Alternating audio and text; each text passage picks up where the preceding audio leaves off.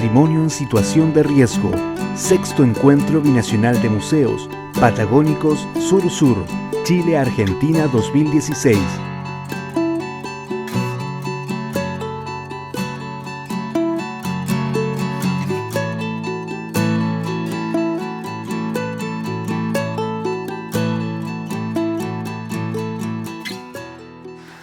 Muy buenos días. Quisiera agradecer la invitación por esta oportunidad que me han brindado de exponer qué es lo que pasa con el patrimonio inmaterial de la cultura cahuéscar, uno de los pueblos originarios muy antiguos de la región. Bueno, no traje ninguna presentación, además como es de patrimonio inmaterial, el patrimonio inmaterial no se ve. y evidentemente que tenemos muchas situaciones de riesgo, ¿no?, distintas a las que nos presentó, ¿no es cierto?, el expositor anterior, pero que también son posibles. O sea, cuando nosotros documentamos y preservamos, también estamos en riesgo de incendio del lugar donde tenemos nuestros archivos y todas esas cosas, ¿no? Pero el mayor riesgo que tenemos es de la duración de la vida humana, ¿no? Se trabaja con personas que son las depositarias del conocimiento ancestral, ¿no? Y eso depende de su duración de la vida. Entonces a veces nos encontramos con situaciones críticas en que solamente hay un hablante de la lengua, como el caso del Yagán, y allí hay una situación de extremo peligro. Bueno, en el mundo se dice que hay cerca de 7.000 lenguas, otros dicen que hay 6.000 lenguas que se hablan actualmente y otros dicen que hay menos, que son más o menos 4.000. ¿Qué es lo que pasa con estas cifras? Hay un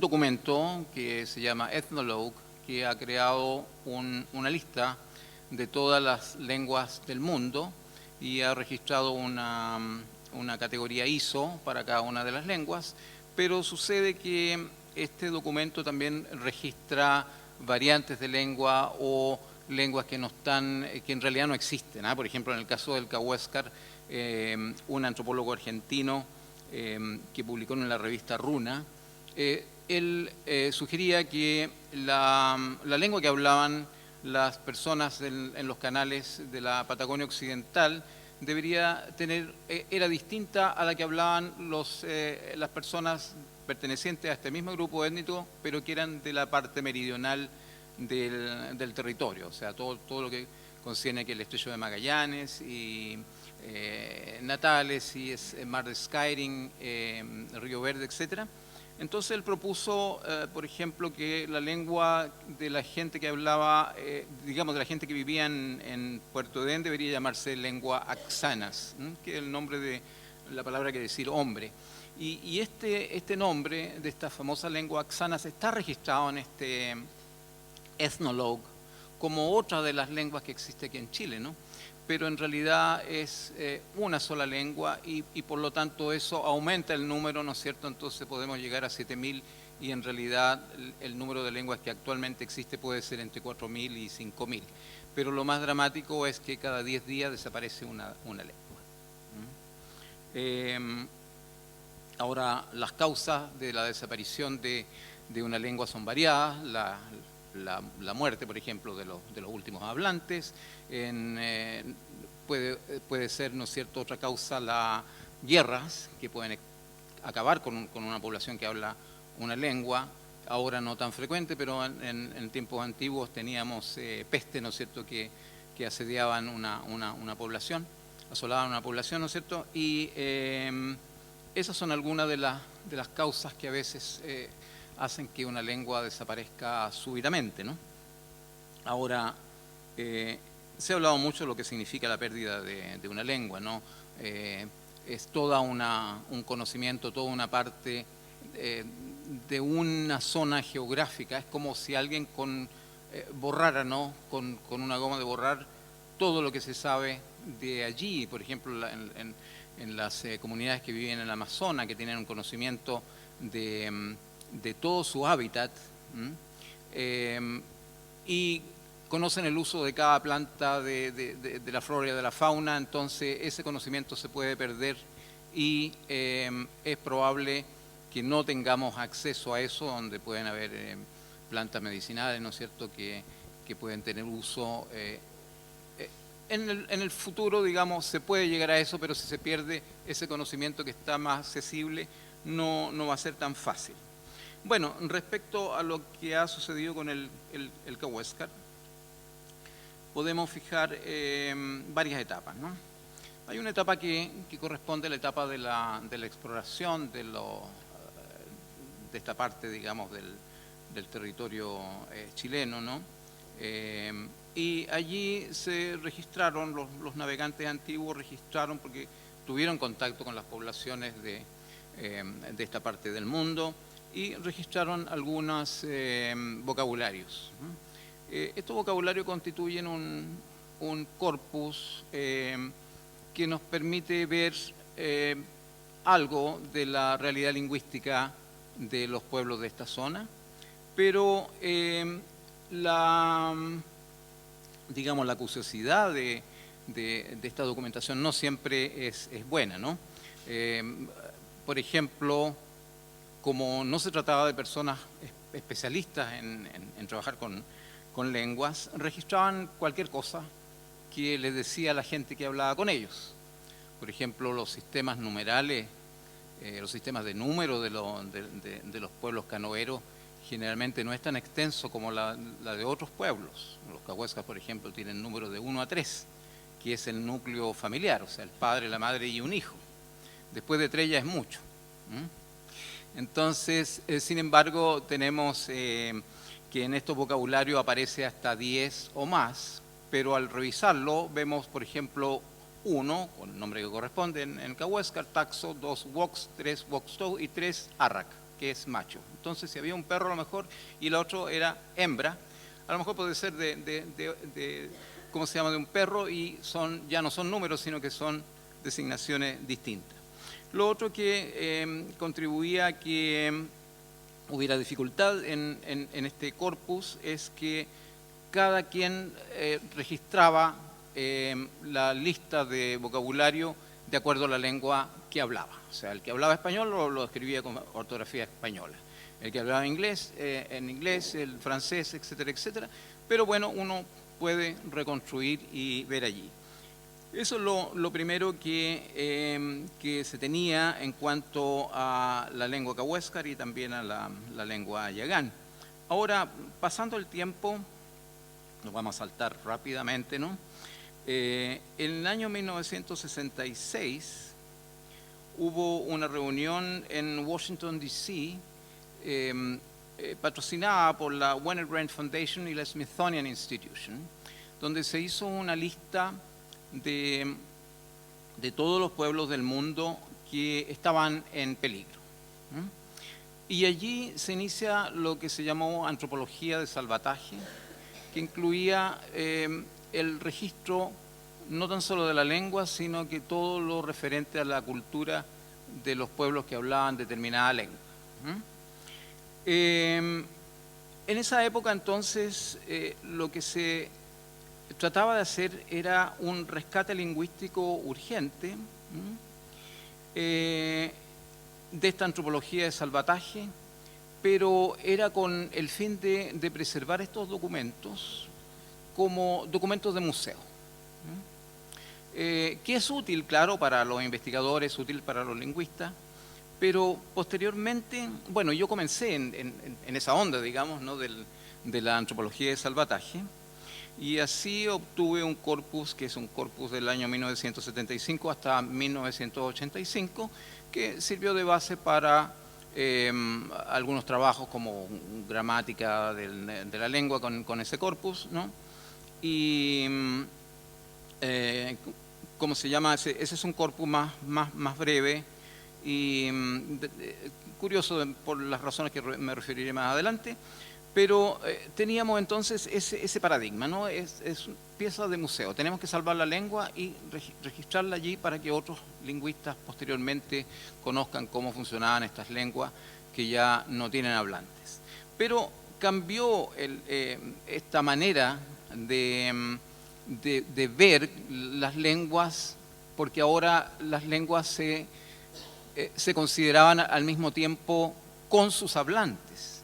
Es decir, existe la posibilidad de que, además de preservar esta documentación lingüística, podamos tener la posibilidad de revitalizar las lenguas. Entonces comenzó otra mirada respecto al rescate lingüístico, dado hacia la revitalización.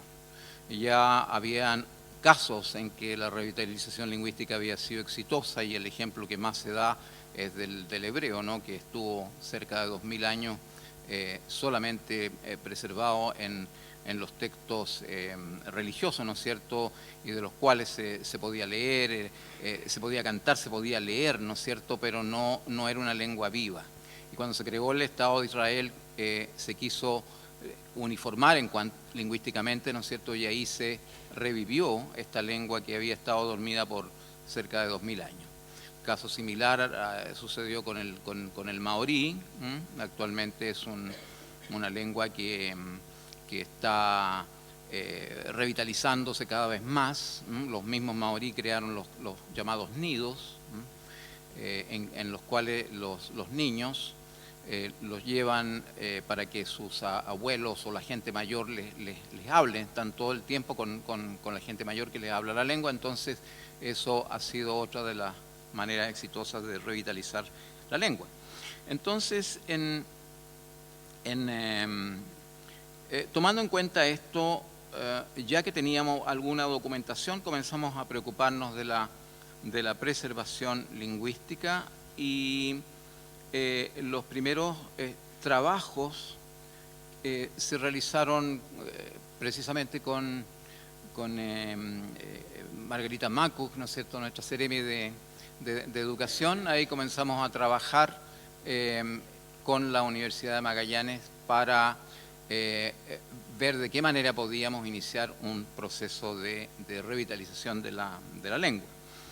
Posteriormente, el trabajo seguí con CONADI a partir de 1998, y llegamos a un importante evento que se registró en Kioto, que era durante 3 años, conferencias sobre las lenguas en peligro de la cuenca del Pacífico. Allí, por ejemplo, estaba Michael Krauss, lingüista que ha trabajado gran parte de su vida en Alaska, ¿no?, con la lengua inuit y otras de lo que se conoce generalmente como lenguas esquimales, ¿no? Y Michael Krauss establece parámetros, ¿no?, en cuanto a el peligro de cada lengua. Se establecen lenguas que son sanas con un número determinado de hablantes, pero que lo principal es que hay niños que hablan la lengua. Entonces la clave son los niños. Si no tenemos niños que hablen la lengua, entonces la lengua cada vez más está en peligro. ¿Y qué pasó en el mundo cahuéscar?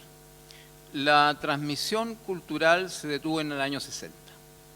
Los que nacieron en el 60 hasta el 66, digamos, en esa década, fueron los últimos que recibieron la educación tradicional cahuéscar y recibieron la lengua. De allí se detuvo la transmisión, y bueno, las causas son varias. Una, por ejemplo, ellos decidieron que los niños recibieran la educación formal chilena, por lo tanto ir a la escuela. El español era una necesidad.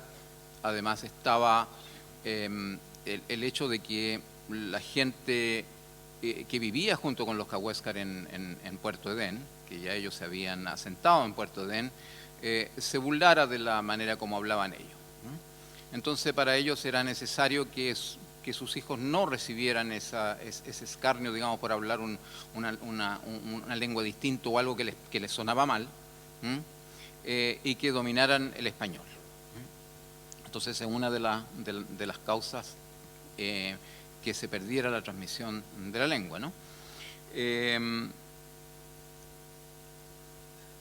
También en esta conferencia internacional de Kioto se hicieron, digamos, distintas directrices que se podían hacer en los distintos lugares donde existían lenguas en peligro, y se documentó en gran medida todos los trabajos que estaban haciendo los distintos lingüistas en distintas partes del mundo.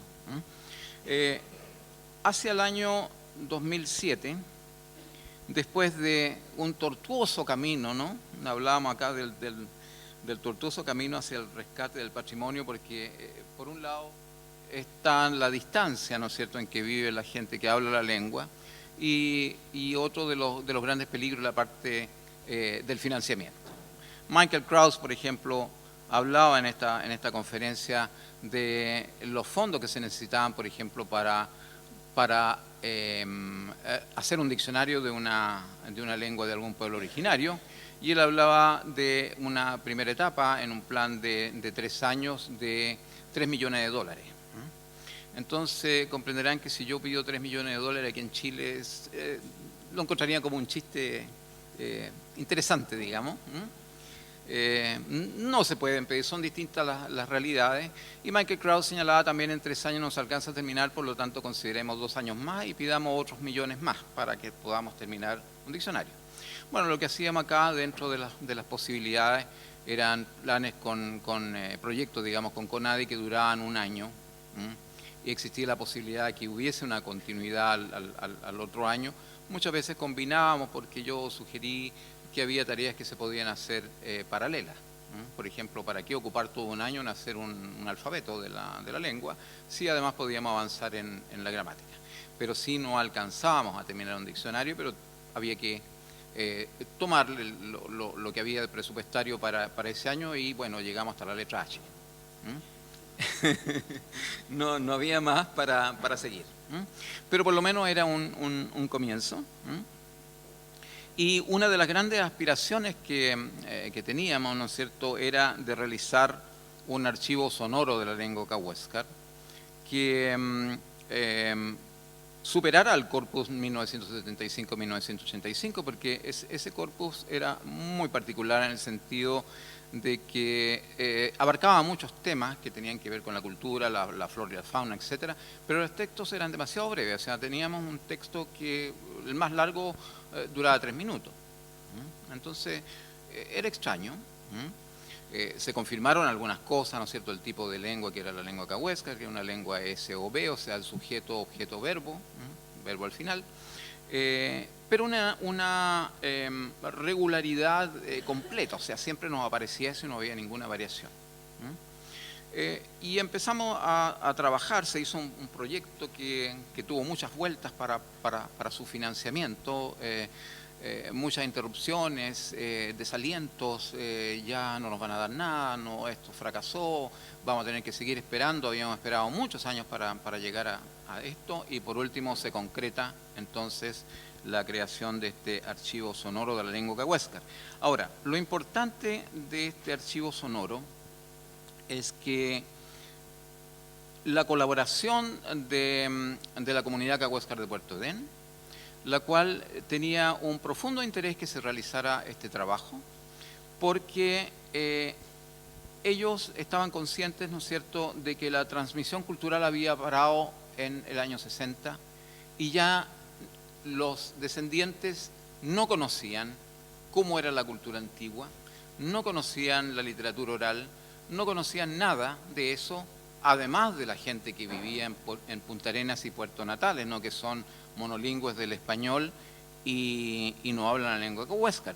Pero lo que más les importaba, digamos, eran los descendientes más inmediatos de la comunidad. Entonces, la comunidad cahuéscar decide que la única manera de preservar ese patrimonio es a través de este archivo sonoro.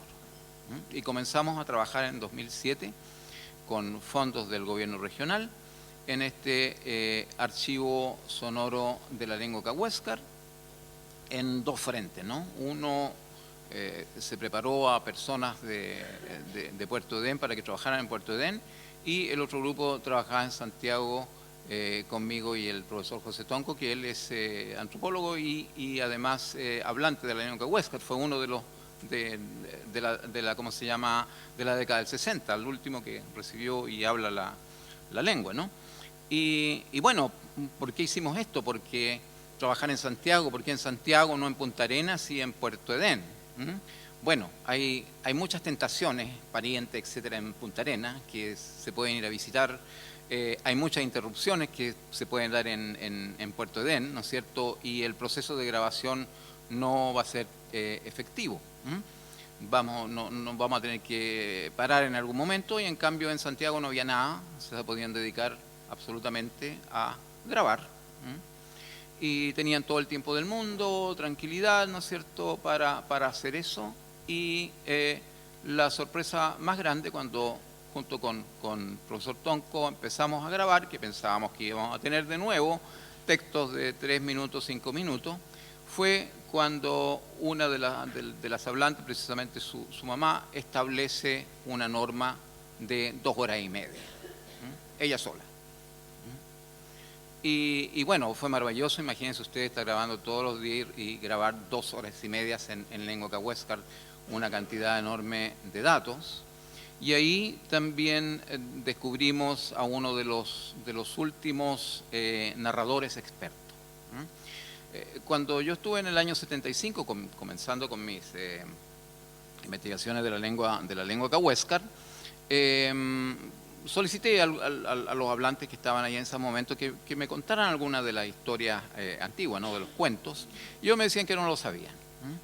Que no lo sabían, pero de todos modos me contaban una especie de resumen, así como decir, Caperucita Roja fue al bosque, el lobo se la comió, después vino un cazador, mató al lobo y Caperucita Roja revivió, una cosa así.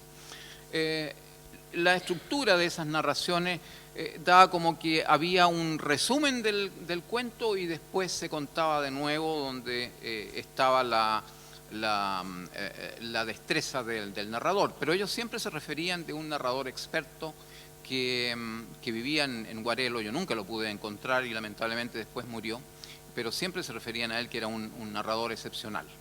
Y bueno, en una de estas grabaciones con uno de los hablantes, Francisco Arroyo se llama, estábamos grabando en Santiago, y la grabación se trataba sobre la obtención de leña.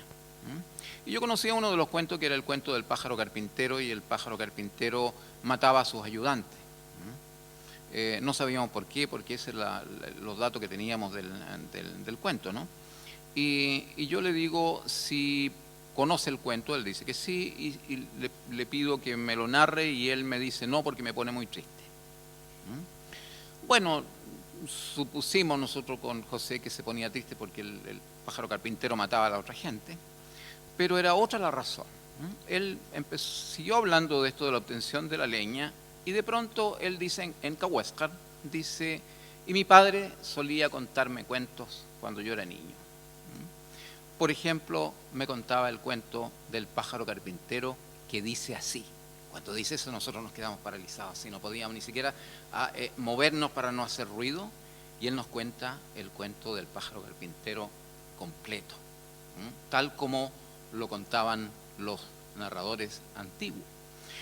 Después le preguntamos si conocía otro cuento, sí, este otro, pero llegó el momento en que él tenía que volver a Puerto Edén, pero nosotros hicimos trabajo de terreno en el verano. En ese verano obtuvimos 60 cuentos cahuéscar que nunca antes se habían registrado, y narrados de esta manera magistral. Él dijo, a mí me gusta contar cuentos, y nos contaba cuentos, ¿no?, como se lo contaba su padre. Claro, él se puso, dice, me pone triste porque él se acordaba de su padre cuando le contaba los cuentos, ¿no? Y descubrimos muchas cosas en este tipo de literatura, que se dan en las formas antiguas de la literatura oral en el mundo. Por ejemplo, descubrimos que había literación, o sea, que se da en los poemas islandeses, por ejemplo, o en el poema Beowulf, que es uno de los piezas de literatura, digamos, más antigua en la literatura inglesa. Lo más antiguo que tenemos es Beowulf, el poema de Beowulf. La literación consiste en la repetición de un primer sonido de cada palabra. Pero más común es al revés, o sea, el sonido final de una palabra. Y este narrador entonces combinaba varias palabras que tenían sonido similar en palabras que eran del mismo campo semántico. O sea, por ejemplo, si se trataba del comer, él decía comer, degustar, ¿qué otra cosa más decimos con comer? Bueno, voy a usar un verbo que tiene que ver con comer, pero no era el que usaba él, devorar, por ejemplo. Pero está dentro del mismo campo semántico, ¿no es cierto? Y se utilizaba esto, o verbos en serie, ¿no? Verbos en serie también, que son características bien especiales. Y otra forma de narrar que tiene que ver con la emotividad, que ellos llaman xtamya, en que hay alargamiento de vocales, todo eso, que a veces la narración es como un canto, ¿no? Y eso se da en momentos de clímax en la narración. De manera que este archivo sonoro que se registró entre los años 2007 y 2010 nos permitió durante 17 meses registrar esta documentación muy rica en todos los aspectos, no tan solo en la parte de la literatura oral, sino que también en datos antropológicos que no se tenían antes y que, ¿cómo se llama?, logramos en esa época. Ahora, el hecho de tener este archivo implica, ¿no es cierto?, la preservación del archivo mismo, y porque es un archivo digital y evidentemente tiene muchos riesgos. Pueden haber muchas razones en que uno pierda el archivo digital, ¿no? Entonces nosotros depositamos el archivo de este corpus de 2007-2010 en la Universidad de Texas en Austin. ¿Por qué lo hicimos allá? Porque ahí hay un archivo de las lenguas indígenas de Latinoamérica. Y ellos se comprometen, en el caso de que haya un cambio de tecnología, a hacer el cambio de tecnología de estos archivos, de manera que siempre va a estar preservado. Y una de las reglas principales en cuanto a la preservación de este patrimonio inmaterial es que existan varias copias en varios lugares, porque no hay un solo lugar que sea seguro. Entonces tenemos en Austin, llevamos otra copia a Australia, y aquí en Chile, claro, está aquí en Magallanes, ¿no es cierto?, está en Santiago y está en mi casa. Así que, bueno, y eso fue muy útil porque, por ejemplo, yo tenía grabaciones de Yagán que había preservado en CD y que se habían hecho inmediatamente el original y se había hecho una copia. Pero cuando yo traté de tener acceso a aquellos registros que estaban en CD, no se podían utilizar porque estaban inutilizados después de 5 o más años. Pero estaba el registro en Austin, de manera que recuperé ese material. Así que es muy importante, ¿no es cierto?, en caso de patrimonio inmaterial, tener en distintas localidades, ¿no es cierto?, que puede ayudarnos a resolver problemas de este tipo.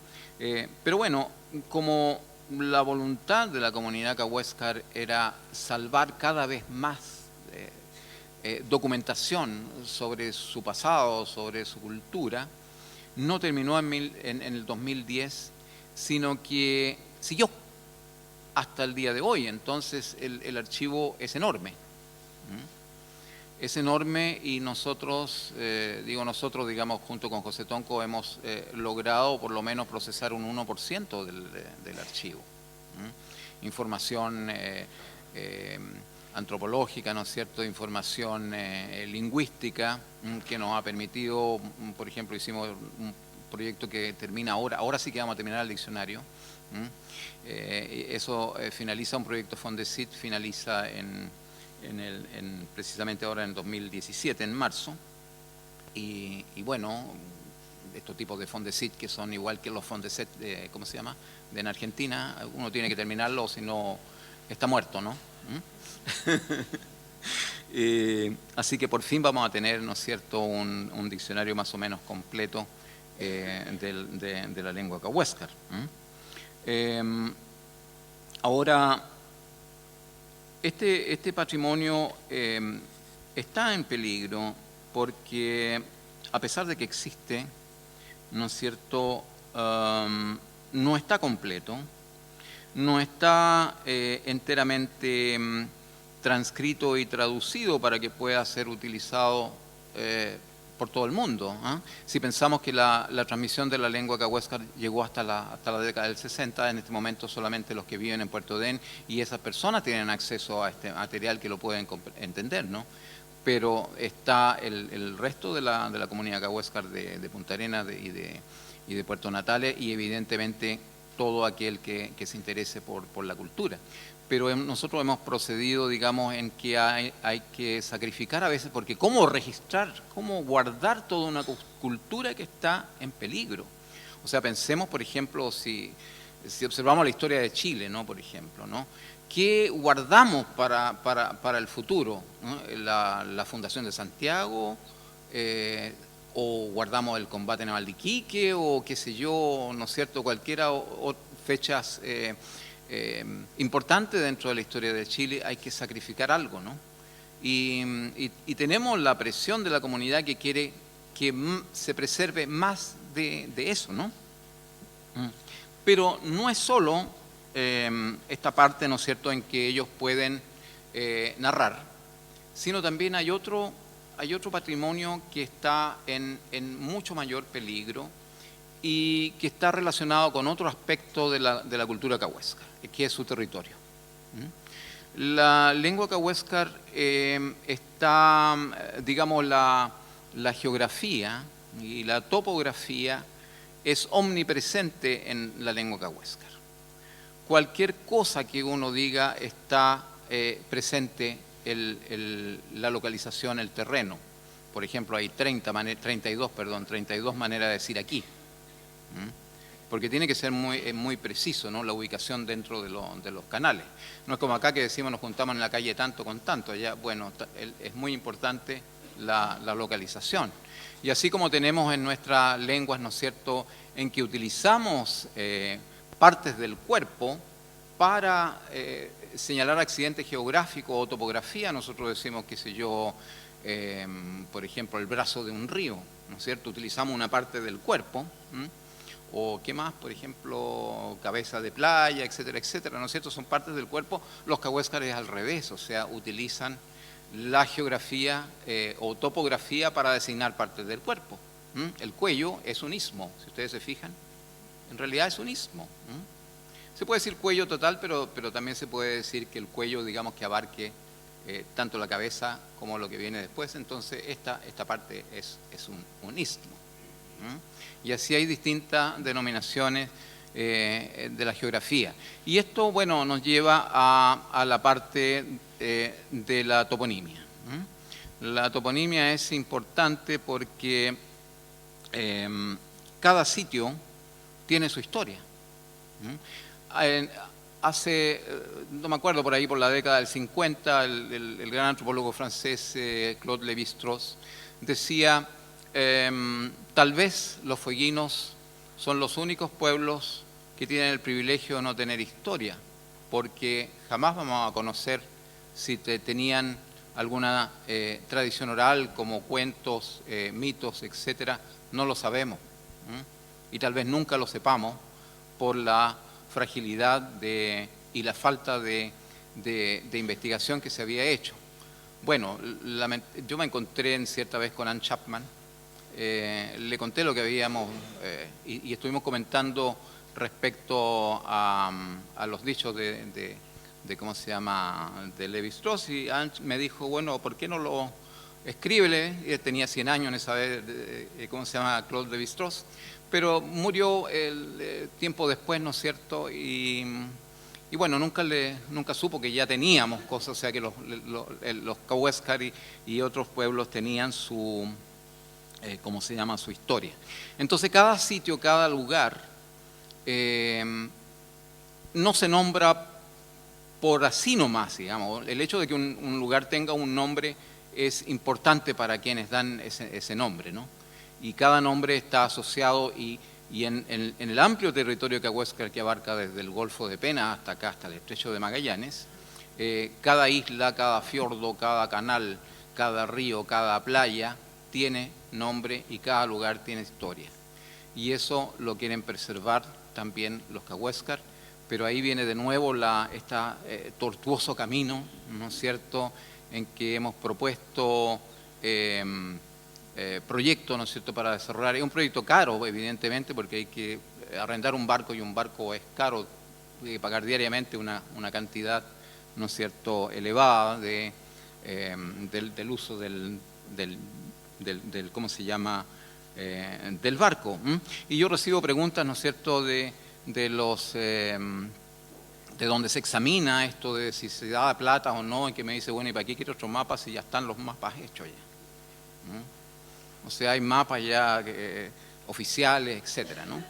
Pero eso nos da todo, por ejemplo, cada uno de los campamentos son sitios arqueológicos, entonces nos daría un mapa no tan solo de lugares donde la gente iba, ¿no es cierto?, y se sentaba durante un tiempo, sino que también nos da todo un mapa arqueológico. Entonces, y el territorio tiene contenido cultural, evidentemente, es el otro tipo de patrimonio, digamos, asociado con un patrimonio natural. Tal vez se venda más decir, este árbol, mire, en este árbol ahí estuvo Darwin y dormió una siesta, que decir, mire, en este árbol ocurre tal mito, ¿no? Porque el cuento es vívido en el mundo cahuéscar. Entonces uno ve a veces una superposición de dos mundos, cuando dicen, mira, aquí donde se está bañando Pedro, digamos, es el mismo lugar donde se bañaba el Jote, en el cuento del Jote. Ya, estamos por terminar.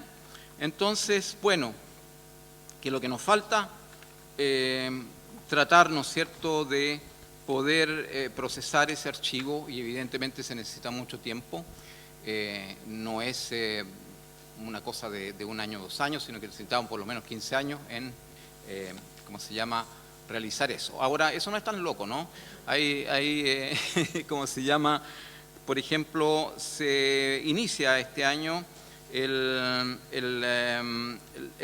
procesamiento del corpus de los rituales festivos hititas, en que van a transcribir tablillas escritas en cuneiforme, se van a transcribir y se van a traducir, y ese proyecto dura 20 años. Son 3 universidades alemanas que van a trabajar en esto. Y bueno, la UNESCO financia proyectos de esta naturaleza, así que, bueno, tenemos alguna esperanza que, como se dice, no se pierde, o ojalá no se pierda la esperanza, ¿no es cierto? Y sigamos, aunque nos ha costado tantos años conseguir esto, por lo menos que logremos tener alguna luz al final de este tortuoso camino, ¿no? Que no se vio muy tortuoso aquí, pero en realidad ha sido bastante tortuoso, ¿no? Bueno, aquí tengo algunas preguntas. Dice, en Puerto Ordena hablan el idioma cahuéscar, entre ellos esos remanentes pescadores de la cultura cahuéscar, sí hablan entre ellos, hablan cahuéscar, evidentemente.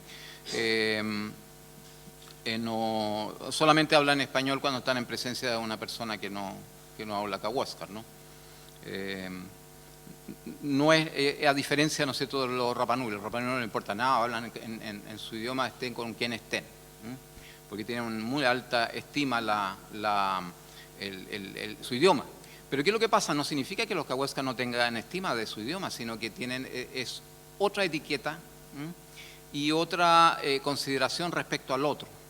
Entonces acá, por la etiqueta cahuéscar, si tenemos una persona que no habla la lengua que hablamos nosotros, hablamos la lengua que habla esa otra persona. Pero la lengua cahuéscar sigue viva y se sigue hablando todos los días. Después dice acá, el patrimonio cultural material está relacionado con el discurso hegemónico, no sea en monumentos, estatuas de héroes, palacios, museos, catedrales, etc. Dicho eso, podríamos relacionar el patrimonio inmaterial como un discurso como hegemónico al darle cabida al relato soterrado, desplegado e incluso negado de ciertos actores sociales, memorias, obreras, pueblo originario, etc.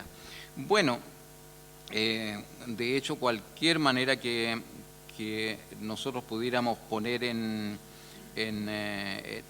un sitio que se visibilice, ¿no es cierto?, este patrimonio inmaterial, evidentemente que es, ¿cómo se llama?, mejor para los propósitos de preservación, porque ¿qué es lo que vemos? Está invisibilizado en los pueblos originarios aquí en Magallanes, e incluso a nivel central, si observamos algunos ¿cómo se llama?, sitios del Ministerio de Educación, incluso que la otra vez lo advertía, seguramente ya lo habrán cambiado, pero salía en sitios donde decía que estaban todos extintos, ¿no?, tanto Cahuéscar como Yaganes, y errores en cuanto a la ilustración de, ¿cómo se llama?, de escenas de vida Cahuéscar, ¿no?, en que evidentemente hay un imaginario occidental, ¿no?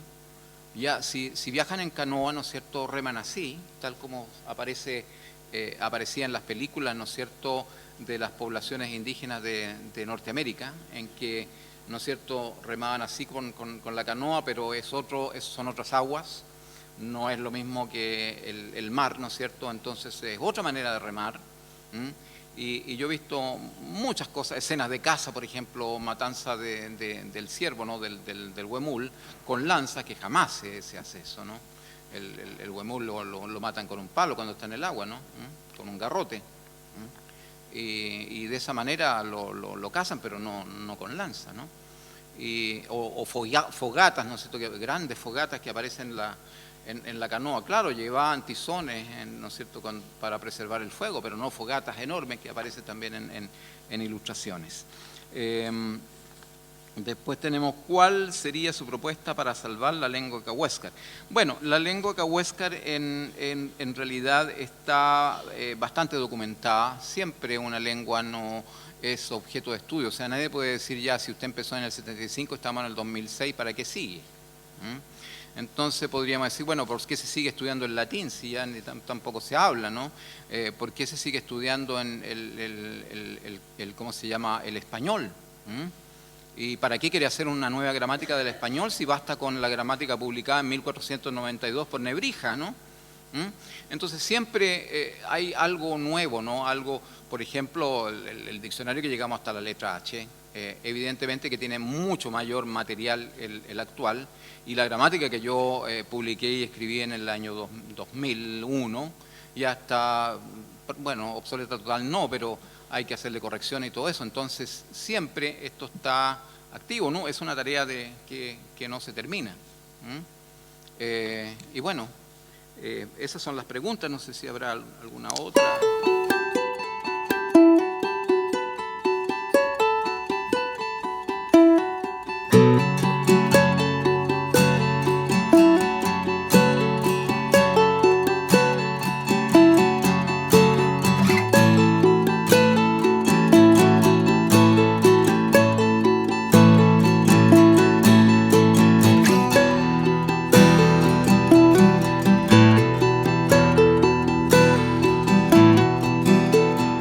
Patrimonio en situación de riesgo.